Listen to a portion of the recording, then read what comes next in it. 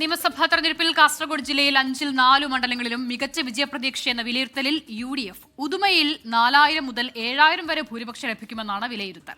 തൃക്കരിപ്പൂരിൽ 3000 മുതൽ 6000 വരെ ലീഡ് ഉണ്ടാകുമെന്നും പ്രതീക്ഷയുമുണ്ട്. മഞ്ചേശ്വരത്ത് ഭൂരിപക്ഷം 10000 കടക്കുമെന്നും UDF കണക്കുകൂട്ടുന്നു.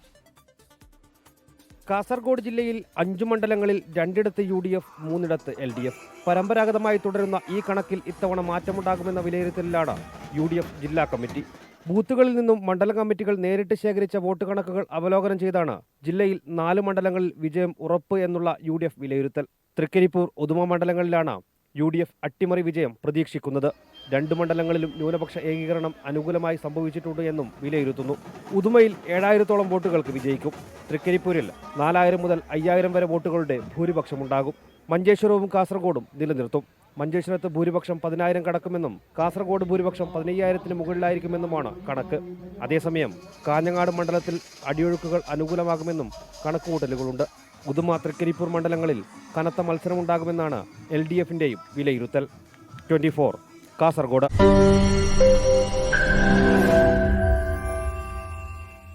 ലോകത്തെവിടെയായാലും ഏത് സമയത്തും 24 വാർത്തകളും ഓഗ്മെന്റഡ് റിയാലിറ്റി പാക്കേജുകളും എക്സ്പ്ലെയിനറുകളും വിശദമായി കാണാൻ ഞങ്ങളുടെ YouTube ചാനൽ നിങ്ങൾക്ക് സബ്സ്ക്രൈബ് ചെയ്യാം.